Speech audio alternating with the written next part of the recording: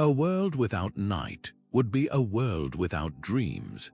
Our ancestors looked into that vast darkness and saw not an empty void, but a kingdom ruled by powerful beings. This journey reveals the mythological origins of Nightfall and the formidable gods and spirits who command the shadows. You will gain a profound understanding of how ancient cultures transformed their fear of the dark into some of history's most compelling stories. We will meet the Greek goddess so powerful even Zeus feared her, and uncover why a Maori goddess holds the key to mortality itself. What hidden part of human nature do you think these rulers of the night truly represent before there was a sun or a moon, before gods walked the earth or humans drew breath? There was only the formless deep. In the very beginning, according to countless myths, reality was not light, but an immense and swirling darkness. This was not the comforting dark of a quiet evening. This was chaos, the primeval void of Greek tradition, a gaping chasm of nothingness that held within it the potential for everything. From this profound emptiness, the first beings stirred into existence, and among the very first was Nyx, the embodiment of night herself. She was not born into a world of order, but was a fundamental part of that original, creative nothingness. A similar idea flows from ancient Egypt, where the universe began as Nu, a boundless, dark, and watery abyss. There were no horizons, no up or down, only this liquid shadow waiting. Within that darkness slept the sun god Autumn, who would one day awaken and speak the world into being. So darkness, in these ancient views, was not an absence or an evil. It was the fertile ground from which all of life and light would eventually grow. It was the ultimate state of potential, a cosmic womb containing the unformed seeds of stars, oceans, and mountains. This primordial perspective invites a profound question. When we look up at a starless sky today, are we seeing an empty void, or are we glimpsing the very source of creation itself, the silent, generative force that existed before time began? This foundational belief in a creative darkness sets the stage for the powerful and often misunderstood deities who would come to rule the night. From that original, creative darkness emerged a being of such immense power that her very name meant night. In the Greek tradition, Nyx was not merely a goddess. She was one of the first primordial entities, a fundamental piece of reality itself. Born directly from chaos, she existed long before the mountains rose or the oceans settled, a time when the Titans and Olympians were not even a thought. Her power was so absolute and ancient that it commanded respect from all, including Zeus, the king of the gods. Stories tell us that even he thought twice before provoking her anger, knowing her authority was rooted in the world's very foundation. Nyx made her home in the deep, misty pit of Tartarus, a place far below the underworld. Yet each evening she would emerge from this western edge of the world, drawing a great, star-studded cloak across the sky. Her arrival was not seen as an invasion of darkness, but as a necessary and gentle embrace, bringing rest and quiet to both gods and mortals. But her influence did not end with the setting of the sun. Nyx was a mother, and her children were the invisible forces that govern every life. From her were born Hypnos, the soothing touch of sleep, and his brother Thanatos, the peaceful release of death. She was also the mother of the Maori, the three fates who spun, measured, and cut the thread of every mortal destiny. Through her progeny, night was intrinsically linked to the most essential cycles of existence, to dreams, to our final moments, and to the destiny assigned to us all. The poet Hesiod, in his work The Theogony, places immense emphasis on her antiquity and might, listing her among the first powers and detailing her formidable lineage. This was not a deity to be worshipped lightly, but one to be acknowledged as an unavoidable and generative part of the cosmos. the Greeks did not see the night sky as an empty void. They saw it as the active, living presence of Nyx, a necessary darkness that gave meaning to the day and held within it the seeds of sleep, destiny, and transition. Yet where Nyx was the vast, star-filled sky, her other half was the deep and permanent shadow that gave her form. Erebus, whose name means deep darkness or shadow, was born from that same primordial chaos as his sister. In the earliest Greek cosmologies, he was not merely a place, but a powerful primordial force in his own right, the very personification of the absolute blackness found in the hidden places of the world, from the dense shade beneath a forest canopy to the profound and silent dark of the subterranean realms. As the brother and consort of Nyx, their partnership represented a complete vision of darkness, one both transient and eternal. Every evening, Nyx would emerge, shrouding the world in her gentle veil, and within her embrace, the shadows of Erebus would flourish, filling every crevice and valley. This was not a frightening invasion, but a natural, cyclical immersion in the fundamental dark from which all things came. Their union was so powerful that it produced a stunning and paradoxical creation, their own brilliant opposites. From the coupling of deep night and profound shadow came ether, the pure, bright air of the heavens, and Hemera, the radiant personification of day. This was a profound cosmological understanding captured in myth. Light was not a conqueror of darkness, but its direct offspring. Each morning, Hemera would push back the cloak of her mother, Nyx, illuminating the world with her father Ether's brilliant light. Each evening, Nyx would return, allowing the shadows of Erebus to rise once more. This was a perpetual, balanced dance, an endless cycle of generation and rest that defined the very rhythm of the cosmos. The ancient mythmakers were conveying a beautiful and essential truth, one we can still feel today. The deepest appreciation for a sunrise comes only after a long and dark night. The comfort of a single candle's flame is felt most keenly not at noon, but in the deepest shadows. Darkness was not the enemy of light, but its necessary partner, giving light its meaning, its value, and its very purpose. This same cosmic dance between dark and light unfolds with breathtaking drama in the frozen halls of Norse mythology. Here, night is not a gentle, star-draped veil, but a powerful, traveling figure named Nótt. She is the daughter of a Jötun, a being from the race of giants, and she carries the weight of her lineage with formidable grace. Each evening, Nótt mounts her chariot, a magnificent vehicle drawn by her steed, Hrimfaxi, whose name means frost mane. As they ride across the sky, this horse is no ordinary creature. The foam and moisture that gather at his bit as he charges through the heavens are shaken loose, falling to the earth below as the morning dew that glistens on every leaf and blade of grass. This is a beautiful and tangible connection, linking the grand, celestial journey of night directly to a delicate, everyday phenomenon we can all witness. The Norse vision presents night not as a passive state of being, but as an active, purposeful traversal of the heavens by a divine being.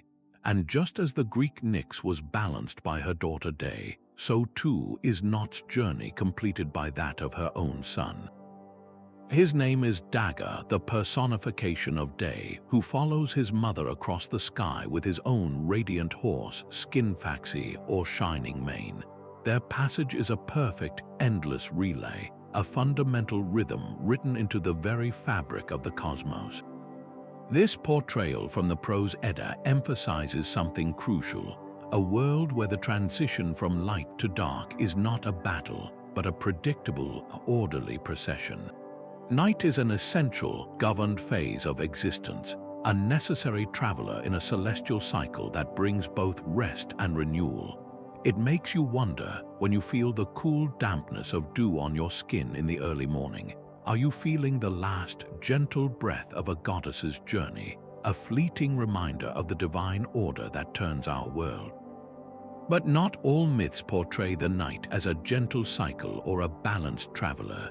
Far across the world, in the rich traditions of the Maori people, the arrival of darkness carries a far more profound and permanent weight. Here, the ruler of the night is Hine-nui-te-pō, the great woman of night, and her story is one of the most heartbreaking and powerful transformations in all of mythology. She did not begin as a primordial force, but as a young woman named Hina. Her tale is deeply human, rooted in the complexities of relationships and a shattering discovery. Hina learned that the man she had married, the god Tain, was also her own father. Overwhelmed by a deep sense of betrayal and shame, she could not bear to remain in the world of light. She fled to the underworld, and in that act of retreat into shadow, she was utterly transformed. She became Hine-nui-te-pō, the sovereign of the night and the guardian of the spirit world. Her journey explains the very origin of mortality, for it was her departure that created the pathway all humans must one day follow. This myth does not see darkness as merely the opposite of day, but as the sacred and sorrowful realm of the final journey, a place born from a personal pain that reshaped the destiny of all humanity. The finality of her role was cemented in a legendary encounter with the demigod Maui, a figure known for his cleverness and daring. Maui, seeking to conquer death itself and grant humanity eternal life, devised a dangerous plan. He found the sleeping Hine-nui-te-pō and attempted to crawl through her body, believing this act would destroy her and end death forever. But as he made his attempt, a small bird watching the scene laughed in astonishment, waking the great goddess. She awoke, and in that moment she crushed Maui between her thighs. His bold quest for immortality was ended forever. This is why the tradition says, death remains a part of our human experience. The story of Hine-nui-te-pō intertwines the coming of night with the acceptance of our own mortality. Her darkness is not one of evil, but of sacred inevitability, a powerful and sobering force that gives our lives their precious and finite shape. Her legacy asks us a difficult question. Can we truly appreciate the brilliance of life without accepting the sacred shadow that gives it its final meaning? While the Maori saw the night as a sacred realm of transition, the bustling river valleys of ancient Mesopotamia wove a far more ominous tapestry from the shadows. Here, the darkness was not a place of rest, but a domain of active, unseen threats. Among the most formidable was Lilitu, a figure born from the very winds and storms of the night. She was not a goddess to be worshipped, but a spirit to be feared, a being of immense independence and terrifying power. Lilitu was said to roam the wild, desolate places, a seductress who preyed upon solitary men and was blamed for the unexplained tragedies that could befall infants and mothers. This entity gave a name and a form to the intangible dangers that seemed to intensify once the sun vanished. Her legacy was so potent that it would echo for centuries, evolving into the figure of Lilith in later Hebrew folklore, a symbol of rebellion and peril that has fascinated and frightened people for millennia. But Lilitu was not alone in her nightly patrol. She was joined by the Galu demons, sinister spirits who were believed to stalk the darkness, bringing misfortune and illness. The Mesopotamian view of the night was profoundly ambivalent. It was a necessary relief from the brutal daytime heat, yet it was also a time when the veil between worlds grew thin and malevolent forces walked freely. This mythology did not emerge from a vacuum. It was a direct reflection of very real human anxieties. In an era without electric light, the night was a physically dangerous time when predators, both animal and human, could move unseen. Illness and hardship often struck without warning, and in the absence of scientific explanation, these tragedies were given a supernatural cause.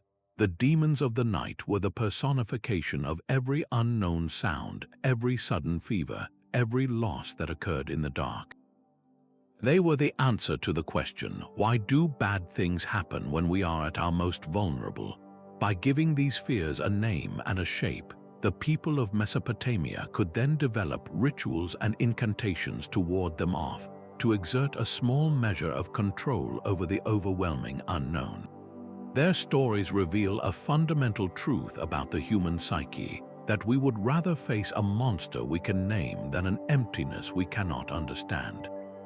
Yet another Greek figure carved out a very different role in the nightly landscape, one of guidance rather than primordial force. Hecate stands apart in mythology, a titan who was not cast down but was honored by Zeus himself, granted a share of power over the earth, the sky, and the sea. But her true domain was far more specific and mysterious. She was the goddess of witchcraft, of ghosts, and of the deep, moonless night. While Nyx was the vast, impersonal canvas of the night sky, Hecate was the flickering torchlight that illuminated its hidden path. She was most powerfully present at the crossroads, those lonely, liminal places where three paths meet in the darkness. For her followers, these intersections were not just physical, but spiritual, points of critical decision where the veil between worlds was thin and her guidance was essential. She did not command the darkness with an ancient, untouchable power. Instead, she offered a lantern to those who dared to navigate it, a symbol of secret knowledge and personal transformation. Her connection to the new moon, that period of absolute darkness in the lunar cycle, underscores her role.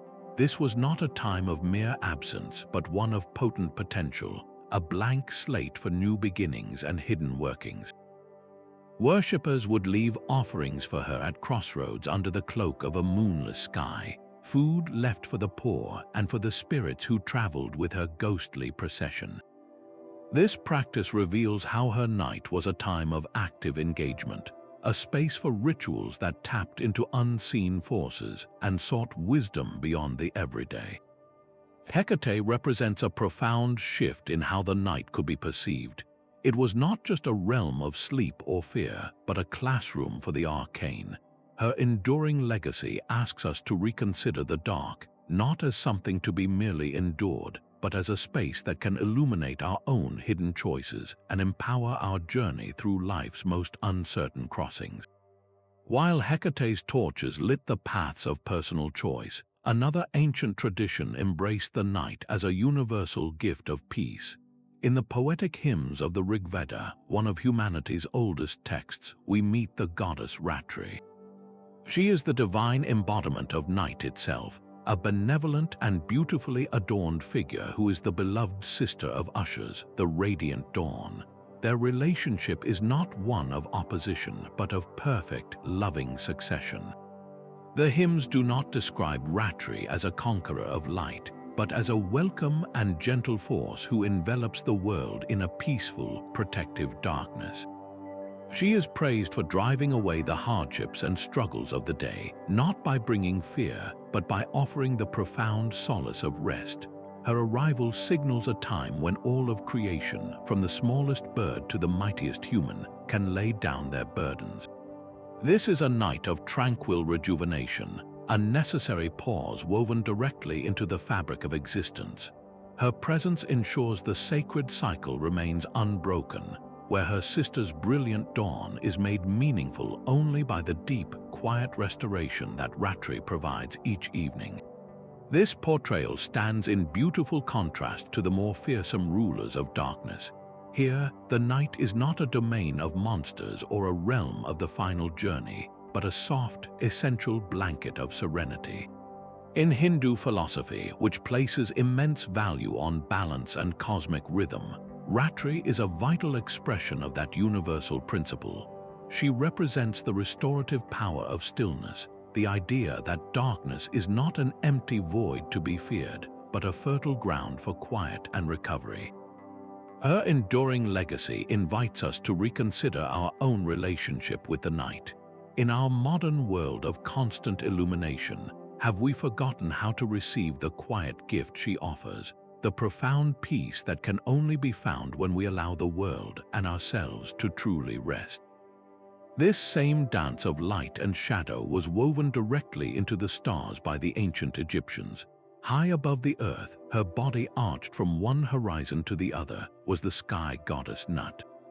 Her form was not just a symbol of the heavens, it was the heavens themselves, a divine, star-studded canopy that cradled the world. Each evening, she performed a breathtaking act of cosmic renewal. She would open her mouth and swallow the sun god Ra, plunging the world into the protective darkness of night.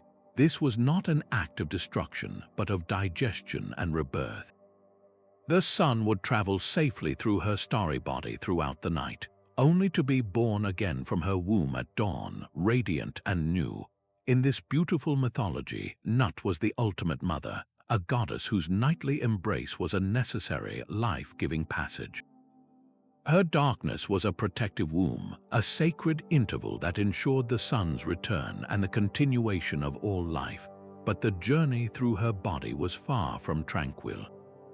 As the sun boat traveled the treacherous river of the underworld each night, it faced a relentless enemy, the serpent Apep. This colossal snake embodied pure chaos, a formless void of darkness that sought to unmake creation itself. His goal was to devour the sun boat, to stop its cycle and plunge the world into permanent, disordered night. The priests of Egypt performed nightly rituals to aid Ra in this struggle, chanting spells to give strength to the sun god and his protectors as they battled the serpent. This eternal conflict reveals the profound duality of the Egyptian worldview. The night was not one thing, but two. It was the gentle, protective body of Nótt, a necessary and generative darkness. Yet within that same darkness lurked the threat of Apep, the chaos that sought to consume all order. The safety of the dawn was never guaranteed. It was won each and every night through a cosmic battle. This mythology reflects a deep understanding of existence itself, a recognition that creation and order are not default states, but are continuously sustained through struggle against the ever-present pull of the void. It makes you wonder if every peaceful night we experience is not merely an absence of light, but the quiet evidence of a victory we never see. Far to the north, where winter nights stretch long and deep, the Slavic people saw the seasonal darkness not as a void, but as the reign of a powerful and cyclical goddess. Her name was Morana, also known as Marzana, a figure who wove together the threads of harvest, death, and inevitable rebirth. She was not a queen of the nightly sky in the way of Nyx, but rather the sovereign of winter's slumber, a time when the world itself seems to enter a long, dream-filled night. Her domain was the frozen earth, the shortened days, and the silent, dormant landscape waiting beneath the snow.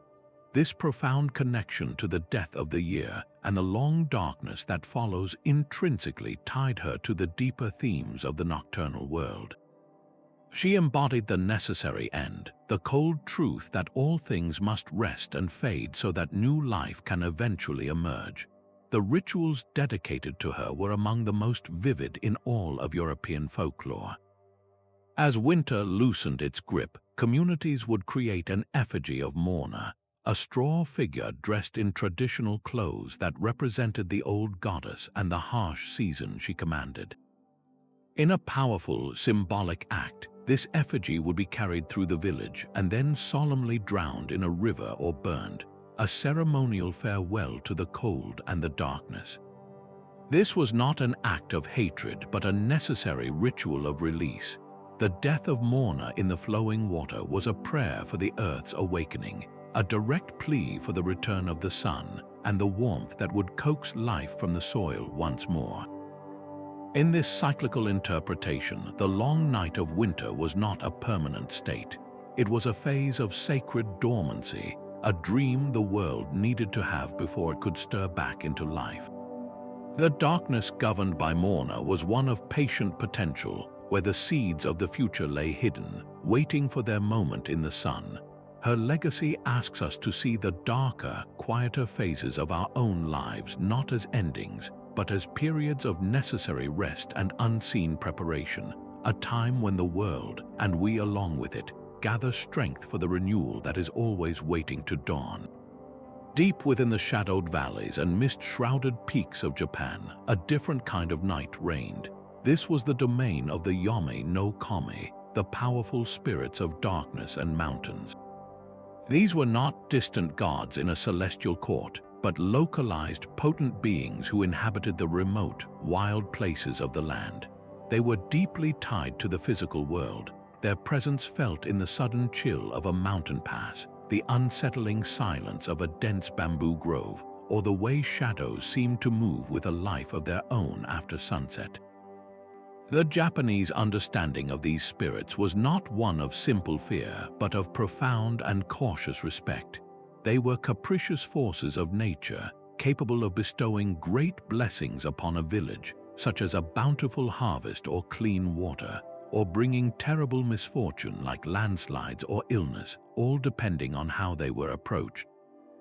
This belief system created a sacred geography where every ancient forest and rocky cliff was potentially the home of a conscious, powerful entity. Nightfall was their most active time, the moment when the veil separating the everyday world from the spirit realm grew thin and permeable. It was believed that during the day these spirits might remain dormant or unseen, but as darkness fell, they would awaken and walk their territories. This is why countless folktales and community warnings explicitly instructed travelers to avoid mountain paths after dusk. To venture into the mountains at night was to willingly step into the sovereign territory of the Yami-no-Kami, an act of trespass that could have unpredictable and often dire consequences.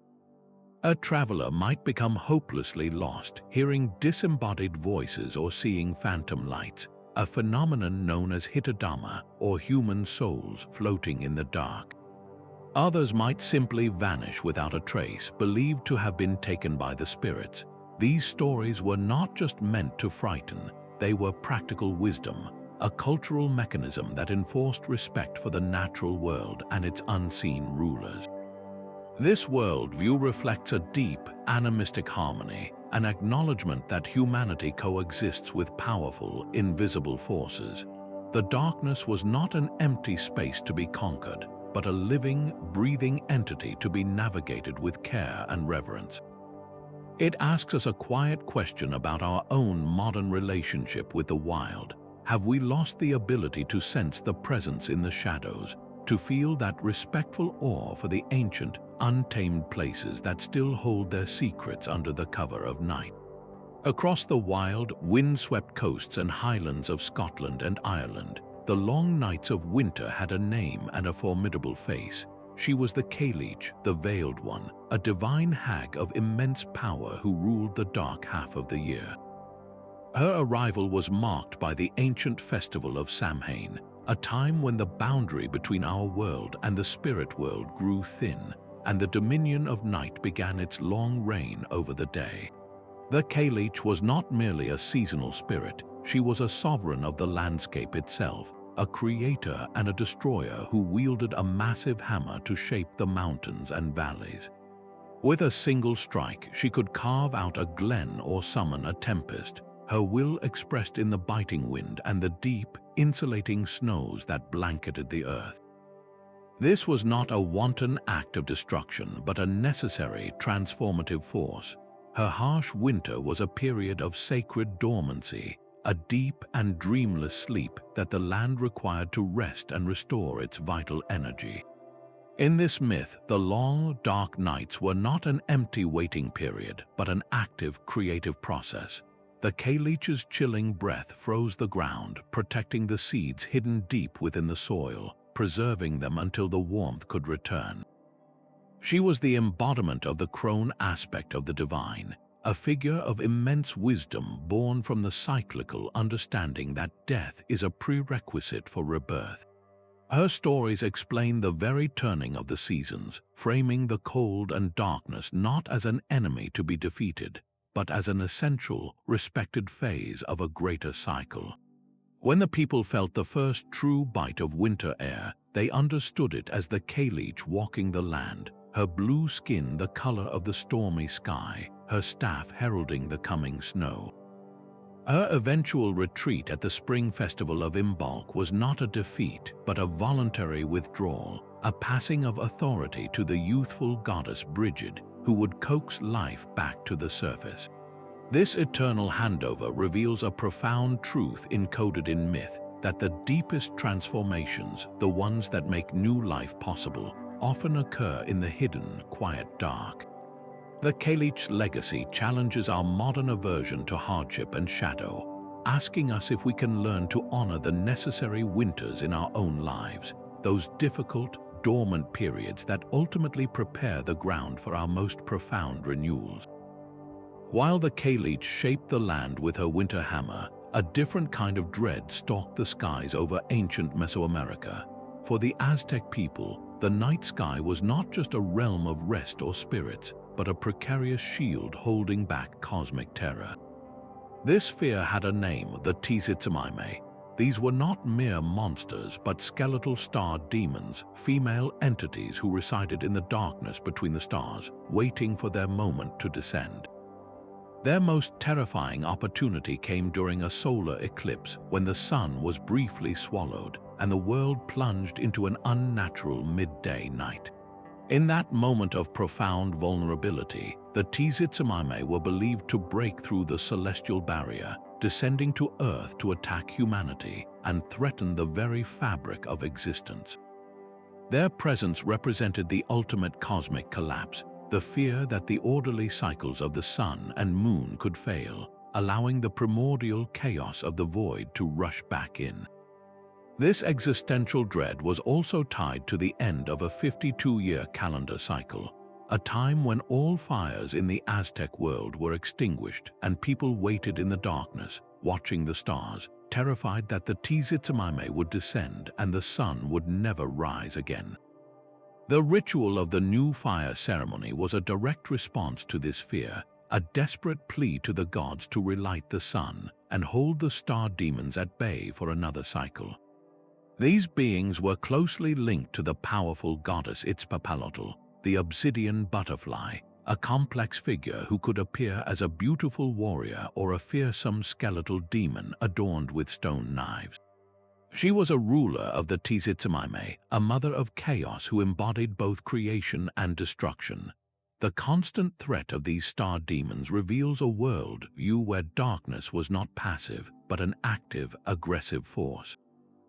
The safety of the day was never guaranteed. It was a temporary victory that required constant vigilance and ritual reinforcement from the entire community.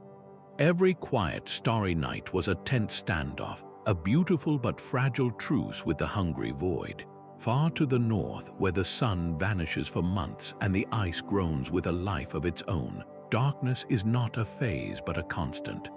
In the Inuit worldview, this profound and unyielding dark finds its ultimate ruler not in the sky, but in the crushing, silent depths of the sea. Her name is Sedna, the mother of the sea and the sovereign of all marine life. Her story is one of profound betrayal and transformation, a myth born from the very ice that defines the Arctic world. Sedna began her life as a beautiful young woman, but her fate was twisted by the selfish actions of others. Tricked into a marriage with a deceitful bird spirit, or in some versions, betrayed by her own father for his survival, she suffered a terrible hardship that changed her forever. During a desperate flight across the water, her own father, fearing for his life, allowed her to fall from their kayak, and when she clung to the side, he cut away her fingers. As her fingers sank into the frigid, dark water, they did not vanish, they transformed. Each digit became a whale, a seal, a walrus, every creature that would become the lifeblood of the Inuit people. Sedna herself sank to the bottom of the sea, her body twisting into a new form, becoming the powerful and often vengeful goddess of the deep. Her home is a realm of perpetual night, a world without sun where she governs the very source of life and death for those on the coast. Her mood dictates the rhythm of survival itself. When Sedna is calm and her hair, teeming with the souls of the animals, is untangled, she allows the creatures to swim freely, providing abundant food.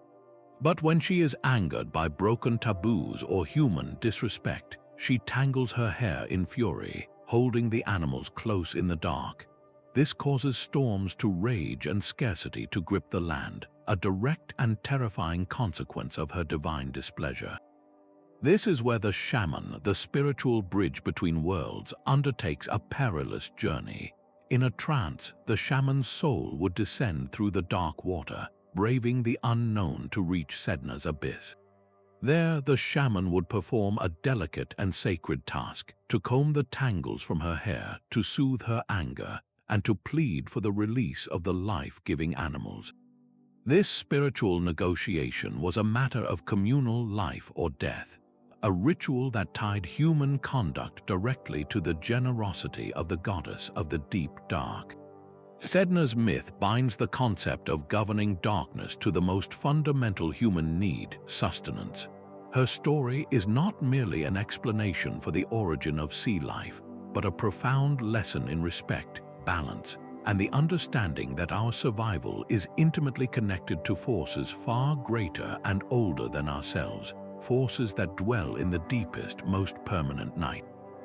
A whirlwind does not merely destroy, it clears the ground. In the vibrant spiritual landscape of the Yoruba people, this force of necessary change has a name and a fierce, compassionate heart. She is Oya, the warrior goddess of winds, storms, and the potent, transformative threshold of twilight. As an Orisha, a divine spirit of immense power, Oya commands the very air that signals the day's end, the sudden lightning flash that illuminates the deepening blue of the evening sky. Her domain is not the deep, silent night of sleep, but the active, turbulent energy of transition itself. She is the gatekeeper, the one who holds the keys to the cemetery and guards the sacred passage between the world of the living and the realm of the ancestors. This is not a role of somber finality, but one of dynamic, cyclical power. Oya's winds are legendary for their ability to tear down the old and the worn, but this destruction is never without purpose.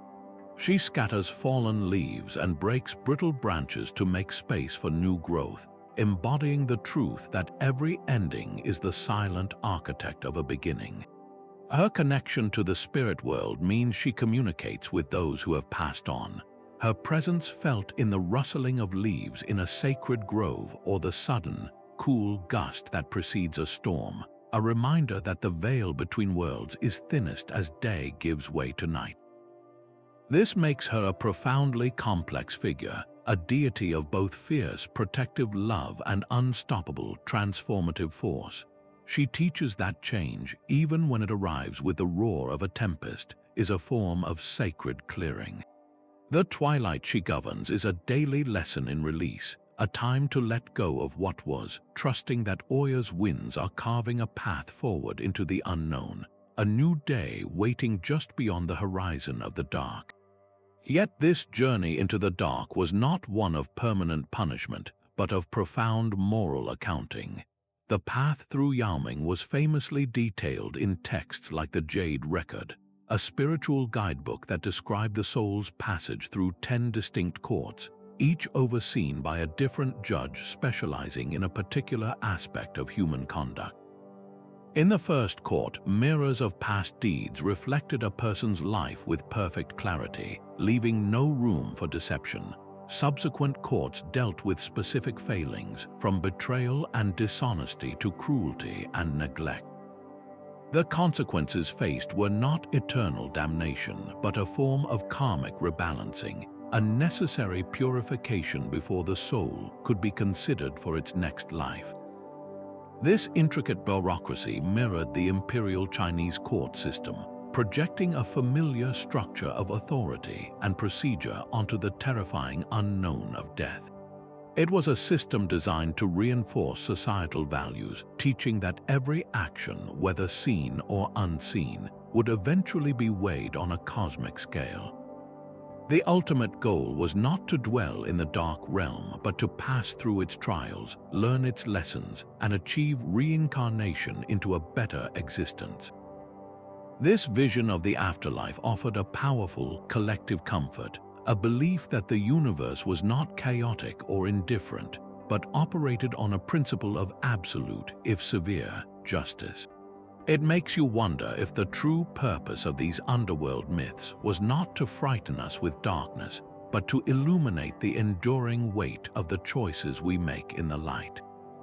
Far to the north, where winter's grip feels eternal, the Finnish epic Kalevala tells of a land cloaked in perpetual shadow, Pohjola, and its formidable ruler, the witch Louhi. She is not a gentle goddess of rest, but a master of the harsh, untamed dark, a shapeshifter of immense power who commands the very elements. With a single spell, she could summon a blizzard to blind a traveler or still the winds to create an unnerving calm. Her most legendary act of dominion was to capture the sun and the moon, hiding them away inside a mountain of rock and steel, plunging the entire world into an endless twilight. This was not the cyclical, gentle night of other traditions, but a permanent, stolen darkness that threatened the balance of life itself. Louhi embodies the specific, menacing chill of the polar night, a force that must be directly challenged and outwitted for light to be restored. In the epic, the heroes of Kalevala, the wise singer Väinämöinen and the skilled smith Ilmarinen, do not battle her with brute force alone, but through epic contests of magic, song, and craftsmanship, forging a magical artifact called the Sampo to bargain for the light's return. Her character is deeply complex, a powerful matriarch protecting her realm's sovereignty, yet her methods cast her as the antagonist who hoards the very sources of life. This myth serves as a profound explanation for the long, sunless winters of the far north, giving a name and a will to the natural phenomenon that ancient people endured. But on a deeper level, Louhi represents the eternal human struggle against the wild, unpredictable forces of nature that lie beyond the warmth of the hearth and the order of the village. She is the shadow that must be confronted, the obstacle that forces innovation, courage, and unity. Her enduring story makes us wonder, what other sources of light and warmth in our own lives might we be taking for granted, and what inner heroes must we summon when they are threatened by our own personal winters? This cosmic struggle between light and shadow found one of its most potent expressions in the ancient Persian worldview, a dramatic dualism where every nightfall was a symbolic battlefield. Here, the darkness was not merely the absence of light, but the active presence of malevolent beings known as the divs. These were not simple monsters, but powerful demons of deceit and chaos, the sworn enemies of Ahura Mazda, the supreme god of wisdom, truth, and order. The divs embodied everything that opposed the divine plan, a personification of ignorance, falsehood, and wanton destruction. They were said to inhabit the most desolate and forgotten places, haunting ruins, deep caves, and the vast, empty deserts where the light of civilization seemed to have been extinguished. Their very nature was to twist reality, to lure the unwary with illusions and promises, leading them away from the righteous path. Yet this was not a hopeless conflict. Persian mythology is filled with epic tales of heroic kings and noble warriors who took up arms against these shadowy forces. The legendary Rostam, Persia's greatest champion, faced countless divs in his journeys, his victories symbolizing the constant, vigilant effort required to keep the forces of darkness at bay and maintain the delicate balance of the world. This eternal battle was the central drama of existence, a cosmic contest where humanity itself played a crucial role. Each act of courage, each choice for truth over a convenient lie, was a blow struck for the light. The divs remind us that in many traditions, darkness is not just a physical state but a profound moral and spiritual challenge. They represent the internal shadows of ignorance and deceit that we must all confront, suggesting that the most important battles are often fought not with a sword in the dead of night, but within the human heart at the crossroads of every decision. While the divs represented a cosmic battle against deceit, another tradition finds profound wisdom in the quiet spaces beneath the earth. In the ancient stories of many southwestern peoples, creation did not begin under an open sky, but within the deep, sheltered dark of the underworld. This is the domain of Spider-Woman, a creator being of immense power and gentle instruction. Known as Grandmother Spider to some, she is the great weaver of the world, the one who spun the very fabric of existence from the threads of her own thought. Her most sacred act was to take earth, sometimes mixed with her own saliva, and carefully, deliberately sing the first people into life. She did not create them in a sun-drenched paradise, but in the nurturing darkness of the fourth world, a place of preparation and potential deep below the surface. This profound beginning reframes the night and the underworld not as places of fear, but as a sacred womb, a classroom of emergence where life and knowledge are carefully woven before being brought into the light. Spider-Woman did not abandon her creations after their emergence. She was their first and greatest teacher, imparting the essential arts of survival and harmony. She taught the women how to weave, showing them how to turn plant fibers and wool into beautiful, sturdy blankets and baskets. This was far more than a simple craft. Weaving was a metaphor for life itself, a lesson in how to intertwine different strands to create something strong, useful, and beautiful. She taught about the cycles of the earth, the importance of balance, and how to live in respectful relationship with all living things. Her lessons were given in the quiet of the evening or from the symbolic darkness of the kiva, the underground ceremonial chamber that mirrors the creative underworld. In this way, the darkness she represents is one of profound creativity and patient instruction. It is the mental space where ideas are formed, the quiet time when skills are practiced, the hidden process where the raw materials of existence are woven into a coherent and meaningful whole. The legacy of Spider-Woman challenges the very notion that darkness is empty or threatening.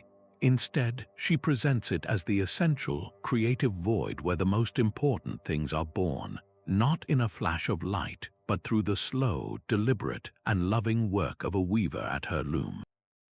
Yet another goddess wove the threads of destiny in the quiet corners of the Baltic night. While not a queen of the sky, Lema held a power even more intimate, governing the invisible currents of fate that flow through every human life. She was a deity of profound duality, her hands gently shaping the very first cry of a newborn and later guiding the soul on its final journey. This immense authority over life's ultimate transitions placed her influence firmly within the world's liminal spaces, those thresholds where one state of being gives way to another. It is in these fragile moments between waking and sleeping, between life and what lies beyond, that her presence was felt most keenly. The deep night, with its hushed stillness and symbolic resonance, was her natural domain. It was under the cover of darkness that a family might gather, their hopes and fears intertwined, awaiting the outcome of a difficult birth, silently praying for Lema's favor. And it was often in the quiet of the night that a community would feel the subtle shift of a life passing, a transition they understood as Lema's final, decisive cut of the thread. Her connection to these profound human experiences reveals a deeper truth about how our ancestors perceived the dark. It was not merely the absence of sunlight, but a sacred, potent time when the veil between worlds grew thin, when the unseen forces governing our lives were believed to be most active and accessible. Lema did not command the stars or the moon, but something far more personal, the mysterious darkness of the unknown future itself. Her legacy asks us to consider our own moments of transition, those times when we stand at the edge of what we can see and control. In our modern world, do we still feel a sense of the sacred in those quiet, uncertain hours? Or have we lost the ability to recognize the profound power hidden within the dark spaces of our own destiny? That sacred text written in starlight finds one of its most profound expressions in the ancient traditions of Aboriginal Australia. Here, the darkness of night is not a void to be feared, but a brilliant canvas for a continuous, living narrative known as the dream time.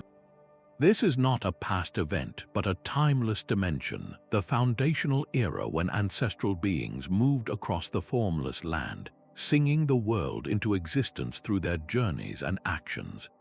Every feature of the landscape, from a solitary rock to a winding river, was shaped by these creator ancestors, and when their work was done, many of them did not vanish. They ascended into the sky, transforming into the stars, the planets, and the dark spaces between them. The emu in the sky is a stunning example, not formed by the stars themselves, but by the dark dust clouds of the Milky Way, its long neck and plump body a sprawling silhouette against the stellar glow. This celestial emu is deeply connected to the earthbound emus and their breeding cycles, its position in the night sky signaling the right time to gather their eggs. Another constellation, the Seven Sisters, tells an epic tale of pursuit and protection, a story that governs kinship laws and explains the movement of the Pleiades cluster across the heavens. In this worldview, the darkness is what makes these stories visible. The blackness of the night sky is the essential, negative space that gives form to the luminous ancestors, turning the cosmos into a sacred and instructional text. The patterns are not random pictures, they are a map of law, a guide for living, and a record of creation, all woven together. This integrates the night into the very fabric of daily life and spiritual understanding. The darkness is filled with meaning and guidance, a constant reminder that the land below and the sky above are part of one unbroken story. To look up at the stars is to read the history of your own world and to receive instructions for living within it harmoniously. This perspective offers a breathtaking sense of place, suggesting that we are not merely under the night sky, but we are a part of its eternal, unfolding narrative. But even the most brilliant celestial maps require a codex to be understood, a way to navigate the relationship between the human world and the spirit world.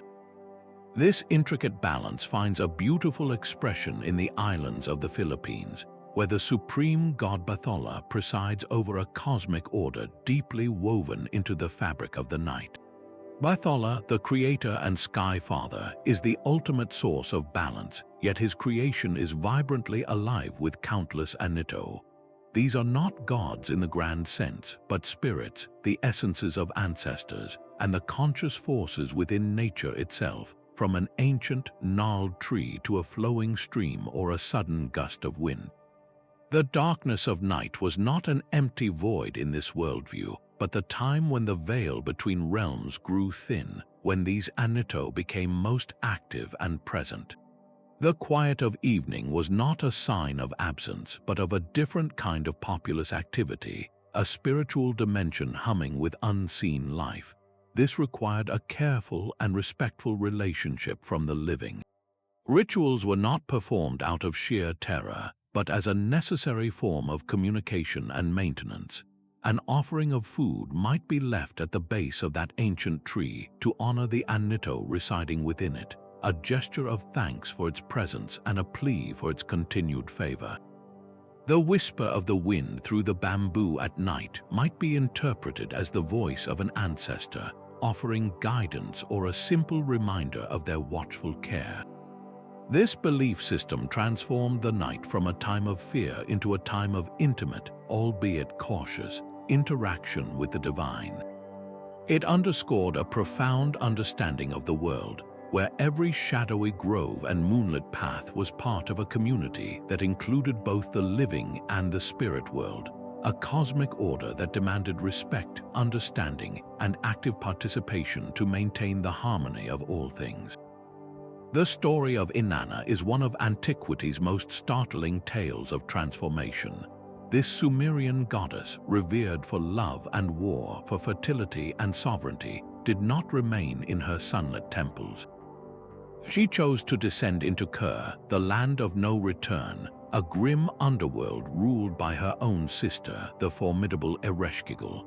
This was not a simple visit, but a deliberate journey into the heart of absolute darkness, a place devoid of the light and life she herself represented. Before she passed through its 7 great gates, Inanna knew the rules of this shadowy realm. She would have to surrender everything that defined her divine power. And so, at each massive gate, a piece of her regalia was taken. Her magnificent crown, the symbol of her authority, was removed first. Then her royal rods, her lapis lazuli necklace, her sparkling gemstones, and the fine garments of her station. With each step deeper into the gloom, she was stripped more bare until she stood finally before her sister, naked and powerless. This systematic dismantling was more than a ritual. It was a metaphor for the ultimate vulnerability one faces when confronting the deepest parts of the self or the stark reality of loss. In that throne room of dust and silence, Ereshkigal's gaze fixed upon her. Without her symbols of power, Inanna was no longer a goddess to be worshipped, but simply a soul facing the raw, unadorned truth of the underworld. The judgment was swift and absolute. Inanna was killed, and her body was hung from a hook, a lifeless form suspended in the perpetual twilight. For 3 days and 3 nights, all signs of her vibrant life were extinguished, trapped in the stillness of the underworld's gloom.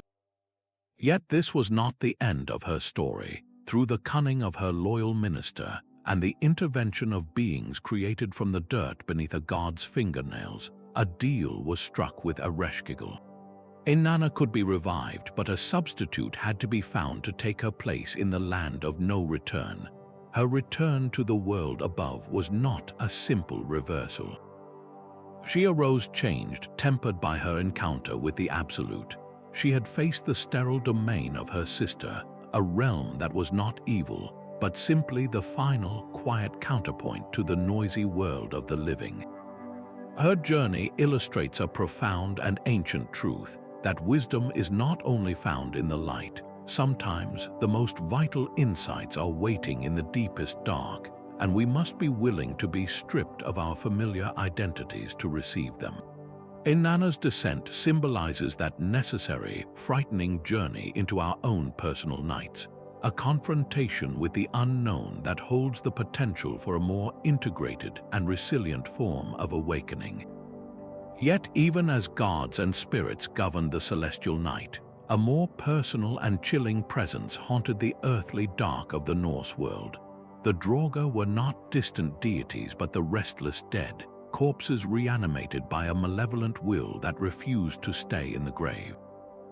These were not ethereal ghosts, but physical beings of immense strength and terrifying presence, often described as being unnaturally large, swollen, and corpse blue. They rose from their burial mounds not as lost souls, but as possessive guardians of the grave goods buried with them, or as vengeful spirits haunting the families and communities that had wronged them in life. Their domain was the deep night when their power was greatest, and the silence of the countryside would be broken by the sound of their heavy footsteps or the eerie glow of light emanating from their grave mounds. A Draugr's haunting was a visceral manifestation of the unresolved past, a physical reminder of broken oaths, improper burials, or dishonored traditions. The fear they inspired was not just of death, but of a death without peace, a failure to correctly navigate the sacred rituals that separated the world of the living from the realm of the ancestors. These stories served as powerful cultural enforcers, cautionary tales underscoring the critical importance of conducting proper funeral rites and showing lasting respect for those who had passed. To encounter a Draugr was to face the consequence of a social or spiritual failure, a punishment that walked on solid earth. The enduring power of these legends lies in their grounding of cosmic fear into a local, tangible terror. They answered a fundamental human question about the darkness just beyond the firelight. What if the greatest threat in the night is not a distant god or a demon, but our own neglected dead, returned to demand the respect they were owed? This grim aspect of night governance reveals how darkness was seen as a potent amplifier for unresolved human conflicts, giving power to the restless and ensuring that the moral choices of the day echoed long into the shadowy hours. These patterns that span the globe are far from mere coincidence. They form a powerful archetype, a shared human impulse to place a face upon the formless dark. Why does the night, across so many cultures, demand a ruler? The answer lies in a fundamental need to make the unknown known. An empty, ungoverned darkness is a terrifying concept, a void where anything could happen without reason or rule. But a darkness with a king or a queen, a goddess or a spirit, is a realm with structure. It becomes a place with laws, even if those laws are mysterious to us. This act of personification is one of humanity's oldest and most profound coping mechanisms. It transforms the abstract terror of the unknown into a relationship. You cannot plead with a void, but you can pray to a goddess. You cannot reason with chaos, but you can learn the customs of the spirits who inhabit it. This is the core psychological function of these myths.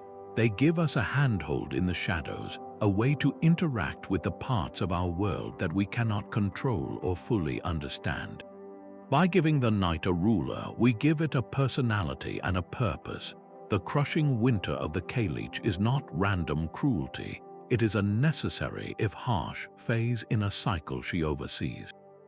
The finality of Hine-nui-te-pō is not a meaningless end, but a sacred transition she guards.